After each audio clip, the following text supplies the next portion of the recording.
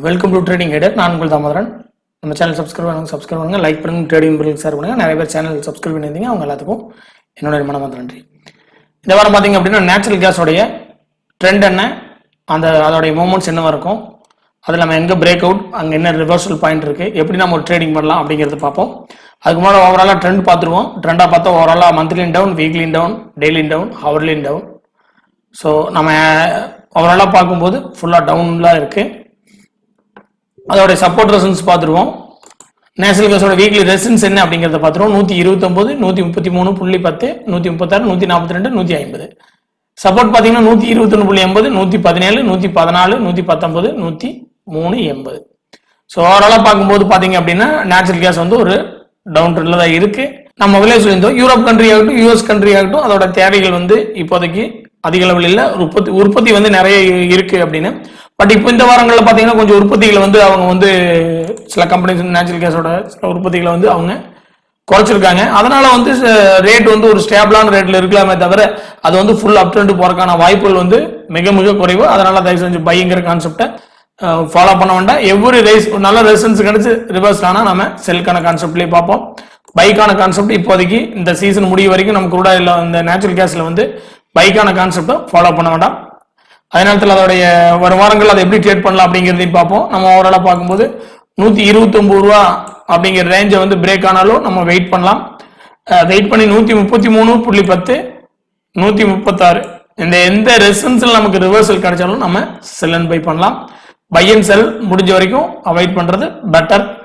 அதே மாதிரி பார்த்தீங்கன்னா 129 இந்த ரேஞ்சிலேயே நமக்கு வந்து ஒரு ரிவர்சல் கிடைச்சா கூட ஒரு 1 பாயிண்ட் வந்து ஸ்டாப் லாஸ் வச்சு 129 நமக்கு வந்து ஒரு 4 ஹவர்ல வந்து இதுல நமக்கு செல்லிங் கன்ஃபர்மேஷன், ஏதாவது ஷூட்டிங் ஸ்டார், பியரிஸ் என்கல்பிங், இல்லைன்னா வந்து கிரேஸ் 20 நமக்கு பாத்தீங்க அப்படின்னா ஒரு ஈவினிங் ஸ்டார், இப்படி ஏதாவது நமக்கு வந்து ஒரு செல்லிங் கன்ஃபர்மேஷன் கேட்டலிஸ்டிக்ஸ் இந்த இடத்துல வந்து ஃபார்மேஷன் ஆச்சுன்னா 129 ரேஞ்சில் 129 to 130 ரேஞ்சில் வந்து ஒரு செல்லிங் கன்ஃபர்மேஷன் வந்து ஃபார்மேஷன் ஆச்சுன்னா நாம் அந்த இடத்துல இருந்து ஒரு செல் பண்ணலாம். அதான் 129லயே அப்படி பார்க்கும்போது பாத்தீங்க அப்படின்னா அப்படி இல்லாத பட்சத்தில் 133.10 இந்த ரேஞ்சில் வந்து நமக்கு ஒரு ரிவர்சல் கிடைச்சுன்னா நம்ம செல் அண்ட் பை பண்ணலாம். இதே மாதிரி பாத்தீங்கன்னா 136 இந்த ரேஞ்சு நம்ம செல் அண்ட் பை பண்ணலாம். அதிகபட்சம் இந்த கோல்டன் லைன் ஒன்று போட்டு வச்சிருக்கோம். ஒருவேளை மார்க்கெட் வந்து ஒரு மூவ்மெண்ட்ஸ் கொடுக்குது அப்படின்னா அந்த 139.50 வந்துன்னா கண்டிப்பா நம்ம ரிவர்ஸ் இங்கிருந்து ரிவர்ஸா இருக்கான வாய்ப்புகள் அதிகம். அந்த இடத்துல இருந்து நம்ம ஒரு செல் அண்ட் பை வந்து நம்ம பொசிஷன்லாம் எடுக்கலாம்.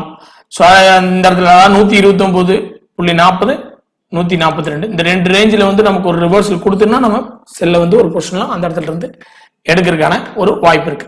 ஏன் அப்படின்னா ஓவராலா இருக்கு, ஒரு சின்ன மூவ்மெண்ட்ல வந்து ஒரு மேல வந்தா கூட நம்ம வந்து செல் அண்ட் பை பண்ணுங்க. பை அண்ட் செல் தயவு செஞ்சு அவாய்ட் பண்ணுங்க. வீக்லியை பார்க்கும்போது 142க்கு மேல வீக்லியில ஒரு க்ளோசிங் கொடுத்து அந்த ஹையை பிரேக் ஆகி ட்ரெண்ட் சேஞ்ச் ஆகுது அப்படிங்கிற பட்சத்தில் மட்டும் நம்ம பை அண்ட் செல் போலாம். இப்போதைக்கு அந்த ட்ரெண்ட் சேஞ்ச் ஆகல, புரிஞ்சுங்க. புரிஞ்சு ட்ரேட் பண்றதா பெட்டர். 1 ஹவர்ல இருக்க ட்ரெண்ட் கூட இப்போதைக்கு சேஞ்ச் ஆகல. ஸோ அதனால தான் நம்ம சொல்றோம். அதனால ரைஸ் ஆச்சுன்னா வெயிட் பண்ணுங்க. இப்போ ரெசன்ஸ் நம்ம சொல்லியிருக்க அந்த ரெசன்ஸ்ல டிராப் பண்ணி வச்சுங்க. அங்கெல்லாம் வந்து ஒரு உங்களுக்கு ரிவர்சல் 4 ஹவர்ல வந்து ஒரு ரிவர்சல் கிடைச்சுன்னா நீங்க செல் பண்ணுங்க. பை அண்ட் செல்ல முடிஞ்ச வரைக்கும் அவாய்ட் பண்ணிக்க. நல்ல திடீர்னு ஒரு ஸ்பைக் வந்து ஒரு பை விட்டுது அப்படின்னா அங்கிருந்து நமக்கு ஒரு ரிவர்சல் 1 ஹவர்ல கண்டில் கிடைச்சா கூட செல் அண்ட் பை பண்ணுங்க. பட் பையை வெயிட் பண்ணுங்க. நமக்கான அதுக்கான ஃபண்டமெண்டல் தேவைகள் அவ்வளவா கிடையாது. அதை புரிஞ்சுங்க. புரிஞ்சு அதில் ட்ரேட் பண்றதா பெட்டர்.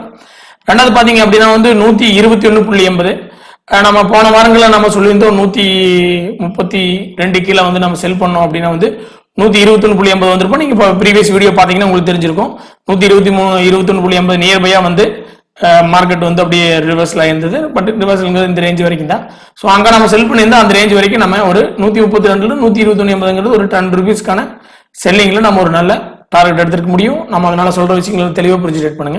121.80 கீழே ஒரு 4 ஹவர்ல வந்து க்ளோசிங் ஆகி செல் கொடுத்து லோ பிரேக் ஆச்சுன்னா நம்ம செல் அண்ட் பைங்கிற கான்செப்ட்டுக்கு போகலாம். அங்கிருந்து 114 வரைக்கும் வந்து ஒரு சாலிடான ஒரு மூவ்மெண்ட்டுக்கு வந்து நீங்க கண்டினியூ பண்ணி கொண்டு போகலாம்.